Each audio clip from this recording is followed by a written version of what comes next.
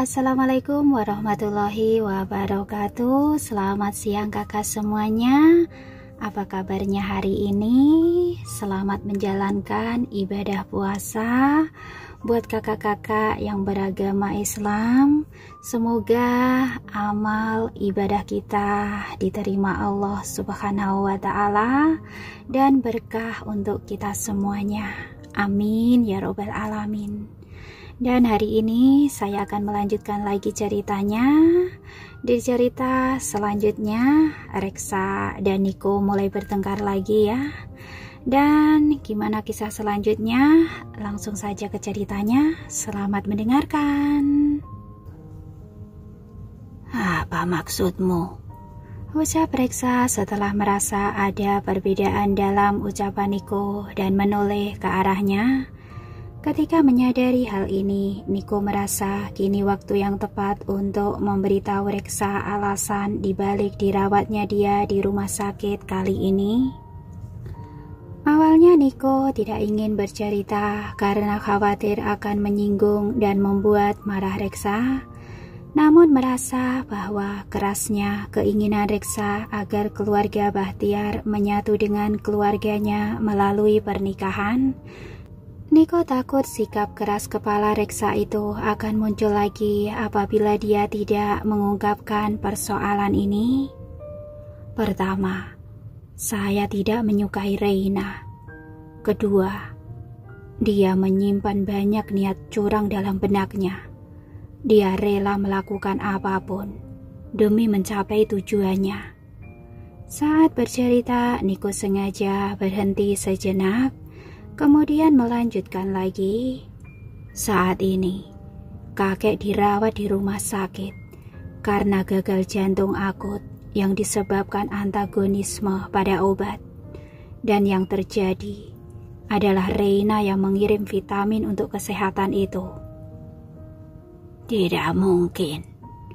Setelah mendengar cerita Niko, reaksi pertama Reksa adalah tidak percaya.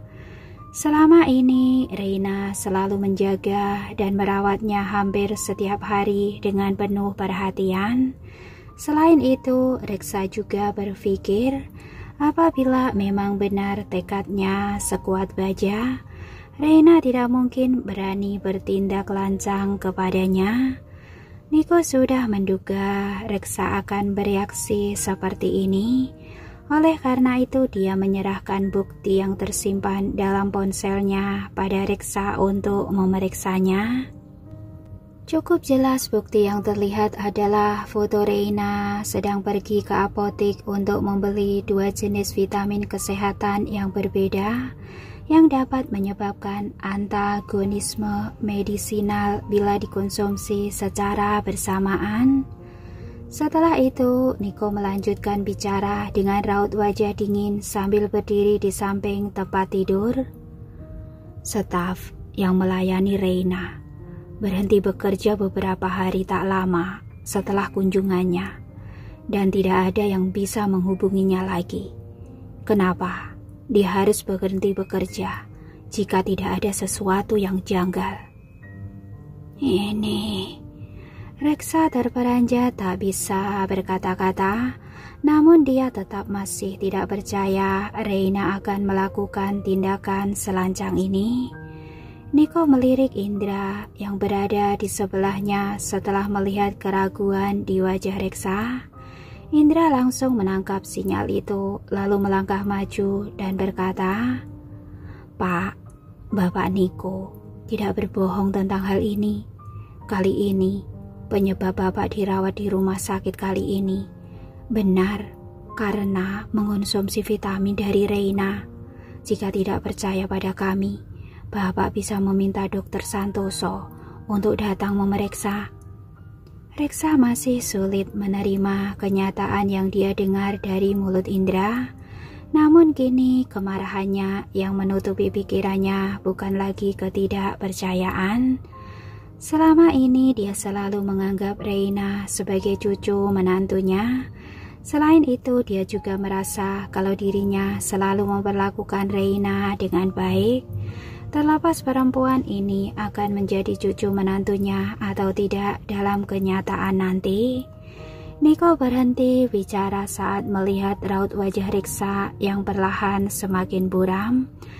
Ada sesuatu yang perlu dipikirkan kakek lebih mendalam. Kemudian dia menemani Reksa untuk sesaat lamanya dan kemudian pulang. Hanya ada Reksa dan Indra di kamar itu. Perlahan Reksa berbicara setelah menatap kosong dan merenungkan masalah ini untuk waktu yang cukup lama.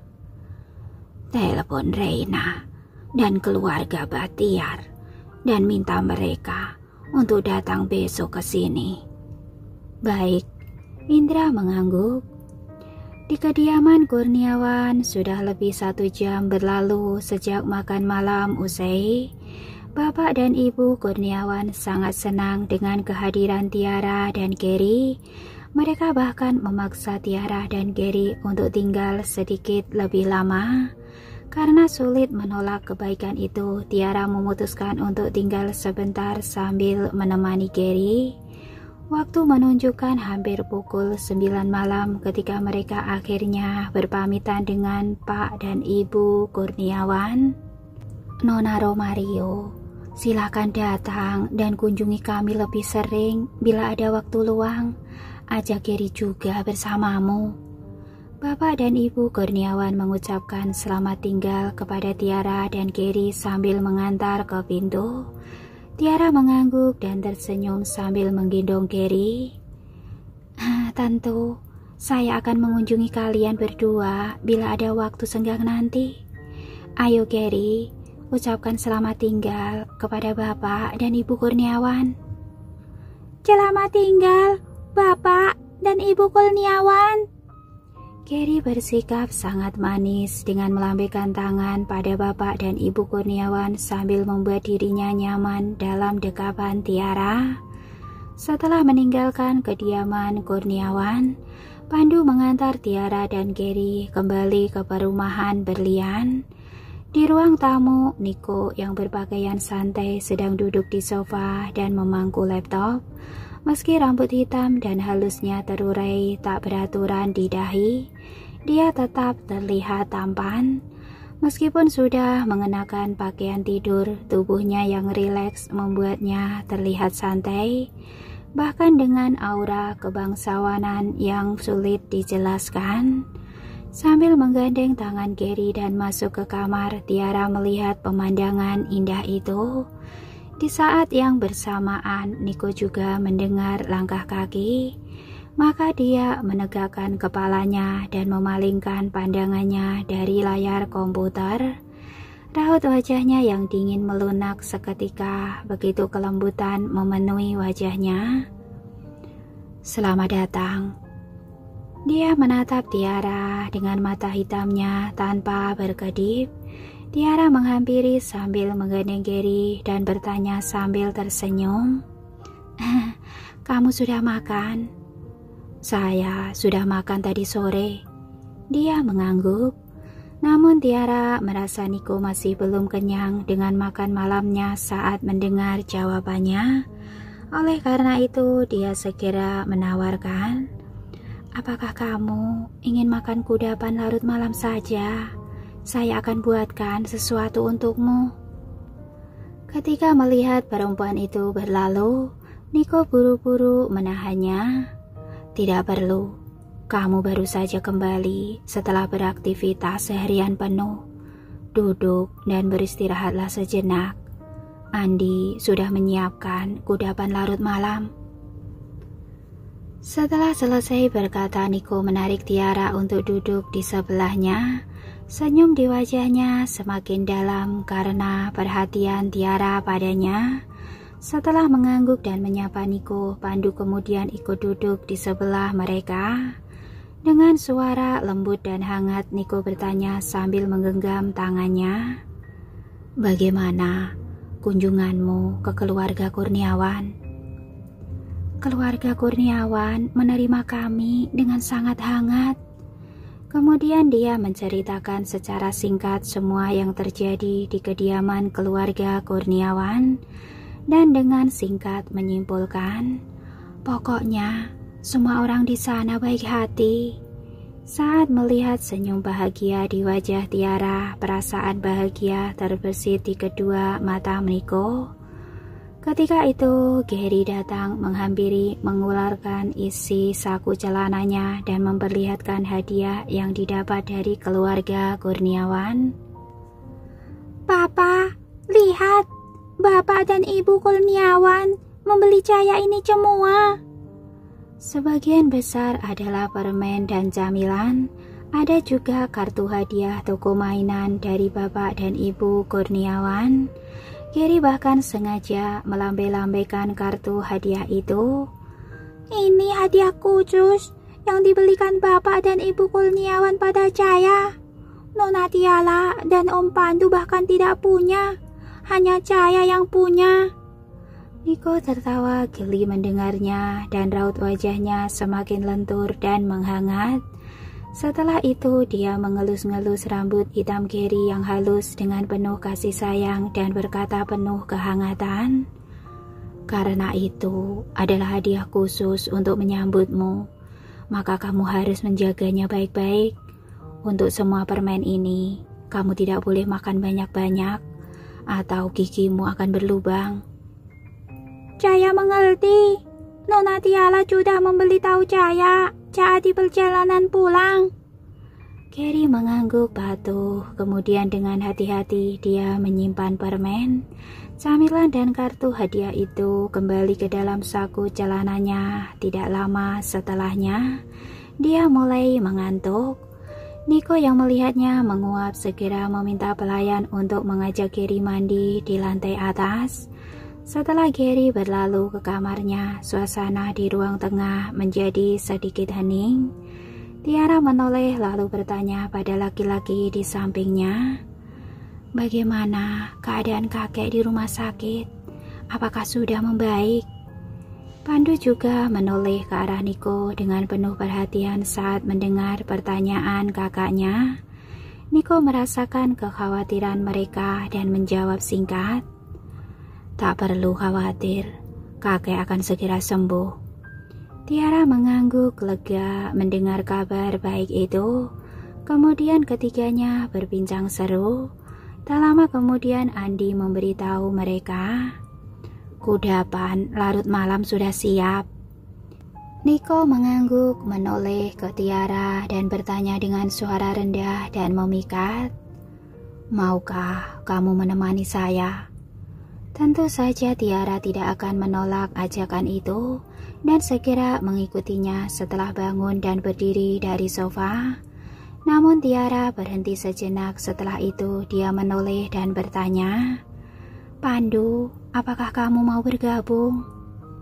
"Tidak, terima kasih. Kamu saja yang menemani Niko." Setelah berkata, Pandu diam-diam meninggalkan mereka berdua.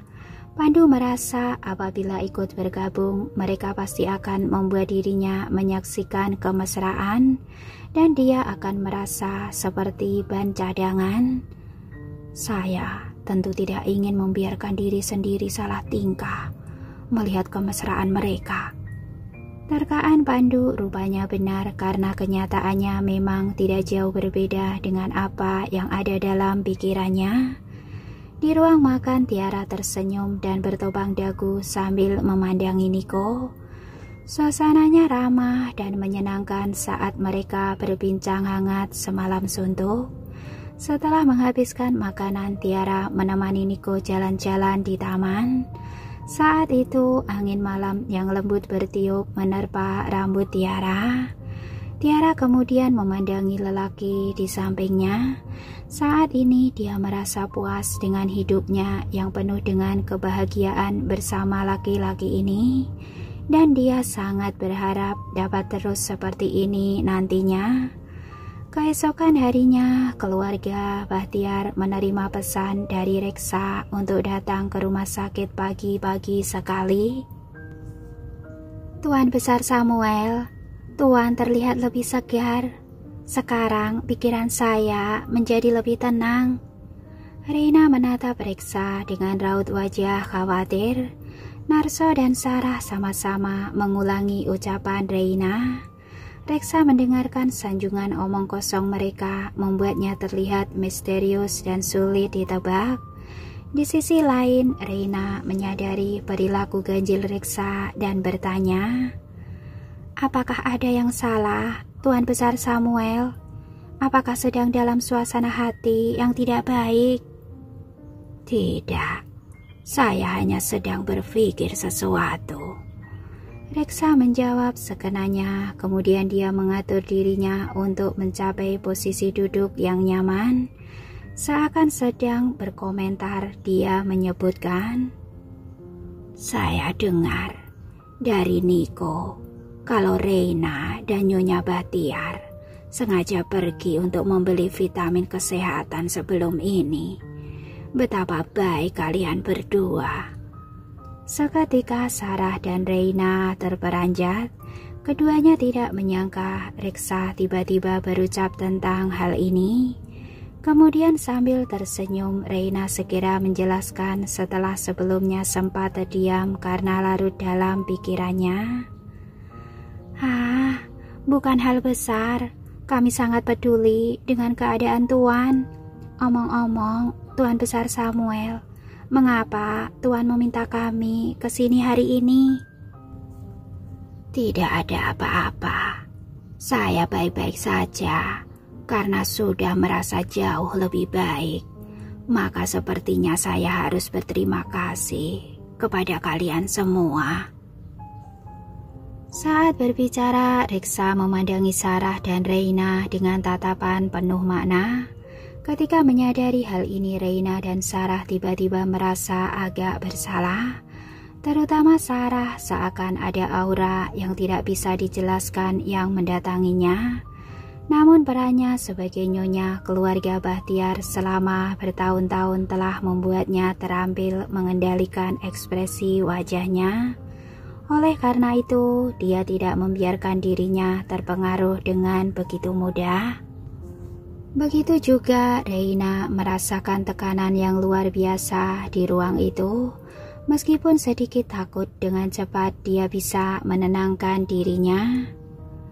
"Tuan Besar Samuel, Tuan tidak perlu berterima kasih kepada kami. Sudah sepantasnya kami peduli dan penuh perhatian pada orang yang lebih tua." Seperti biasa, Reina merespon dengan penuh rasa hormat, menempatkan diri dengan sikap baik yang sengaja diciptakannya untuk mendapatkan perhatian Reksa. Reksa menatap tajam Reina saat mendengar penuturannya. Ketika menyadari tatapannya, Reina hanya tersenyum tipis sementara Reksa masih mengamati gerak-geriknya. Namun sayang sekali dia lupa akan satu hal. Bagaimanapun pintar seseorang menyembunyikan ekspresi wajahnya, mata tetaplah jendela hati. Begitu menatap duo ibu dan anak ini dan tatapan sekilas saat mengalihkan pandangannya, maka Reksa pun tahu bahwa yang dikatakan Niko kemarin adalah benar. Untuk sesaat lamanya rasa kecewa memenuhi hatinya. "Saya tidak pernah menyangka gadis yang selalu saya sanjung ini tega mengkhianati saya." Meskipun kecewa, Reksa tidak memperlihatkannya perasaannya ini. Setelah itu dia mengalihkan pandangannya dari Reina dan berkata dingin, "Terima kasih atas perhatian kalian. Beberapa hari lagi saya akan keluar dari rumah sakit. Kamu tidak perlu lagi meluangkan waktu untuk mengunjungi saya, kecuali ada sesuatu yang mendesak." Reina mengenyit mendengar ucapannya dan merasa seperti ada makna tersirat di baliknya. Sebelum Reina sempat memikirkan hal itu lebih mendalam, suara Narso sudah terdengar oleh telinganya. Di sisi lain, Narso tidak menyadari bahwa situasi saat itu menegang, sekaligus tidak menangkap makna ganda yang tersirat dalam kata-kata yang diucapkan Reksa. Yang dapat dia pikirkan hanyalah bahwa pernikahan akan menyatukan dua keluarga ini. Saya yakin karena kondisi Tuan Besar Samuel semakin membaik, maka pernikahan pun akan berjalan sesuai kesepakatan. Bukankah begitu? Tuan Besar Samuel, karena kesehatanmu berangsur membaik, bagaimana kalau kita mulai mengatur rencana pertunangan Reina dan Niko? Ketika mendengar pertanyaan ini, Reksa hampir saja tertawa geli atas sikap tidak tahu malu keluarga Bahtiar ini. Jika bukan karena teman lama saya Ardi, saya bahkan tidak akan mau menghabiskan waktu berharga saya sedetik pun untuk mereka. Akhirnya dia berkomentar, saya baru saja sembuh dari sakit dan tidak memiliki energi untuk mengurusi semua ini. Jadi, mari kita bicarakan lagi ketika saya sudah sepenuhnya sembuh. Begitu mendengar penolakannya, Narso baru menyadari perubahan sikap Reksa. Ketika akhirnya berhasil mengaitkan ucapan Reksa sebelumnya dan perubahan sikapnya yang mendadak ini, dia merasa telah salah langkah. Namun dia tidak berani untuk memperlihatkan perasaannya itu. Benar, Tuan Besar harus menjaga kesehatan lebih dahulu. Saya merasa bersalah karena telah mendesak Tuan. Narso berkata sambil tersenyum. Sayangnya Reksa hanya mengangguk acuh tak acuh mendengar ucapan Narso. Kemudian merasa tidak ingin meladeni mereka lagi, Reksa menunjuk ke arah pintu. Saya agak lelah. Sampai bertemu lagi. Hati-hati di jalan. Semoga sampai di rumah dengan selamat. Indra, antar mereka. Baik. Saat mendengar perintah itu, Indra segera melangkah maju dan memberi isyarat pada keluarga Bahtiar untuk segera pergi. Oleh karena itu, keluarga Bahtiar tidak memiliki pilihan selain berpamitan dengan Reksa. Setelah keluar kamar, Sarah bertanya dengan gusar, "Sayang, apa maksud ucapan Tuan Besar Samuel? Apakah dia sedang berpikir ulang mengenai rencana pernikahan dengan keluarga kita?" "Diam," bentak Narso. Kemudian mata Sarah menangkap Narso yang diam-diam melirik ke arah kamar rawat inap itu. Begitu yakin bahwa pintunya sudah tertutup, dia menatap tajam Sarah dan bergegas pergi. Sarah tahu bahwa dirinya juga sudah salah ucap sebelumnya. Oleh karena itu, dengan patuh dia mengikuti Narso meninggalkan rumah sakit. Sementara itu, Reina juga mengikuti kedua orang tuanya dengan wajah murung. Dia juga sedang merenungkan perkataan Reksa tadi. Setelah meninggalkan rumah sakit dan masuk ke dalam mobil, Narso akhirnya bicara dengan wajah masam. "Saya khawatir Tuan Besar Samuel telah menyadari sesuatu." "Menyadari apa?" tanya Sarah seketika dan masih belum mengkaitkan perubahan sikap Reksa dengan kegagalan rencananya. Narso membentaknya setelah memelototinya dengan dingin. "Sadarilah kalau kali ini dia dirawat karena vitamin yang dikirim olehmu dan Reina." "Bagaimana bisa?" Seketika raut muka Sarah dan Reina berubah mendengar pernyataan Narso. Mereka berdua tidak percaya kalau Reksa mengetahui rencana liciknya. Bagaimanapun juga mereka sangat yakin telah menyembunyikan jejak dengan rapi. Narso mendengus ketika melihat raut wajah tak percaya pada keduanya. "Coba kalian ingat-ingat setiap kalimat yang dikatakan Tuan Besar Samuel tadi. Apakah kalian tidak berpikir kalau setiap katanya mengandung arti tersirat?" Mereka tidak bisa membantah setelah merenungkannya. Sebenarnya mereka memang merasakan ada yang janggal, namun mereka tidak berpikir kalau penyebabnya adalah karena tindakannya terungkap dan Reksa sudah mengetahuinya.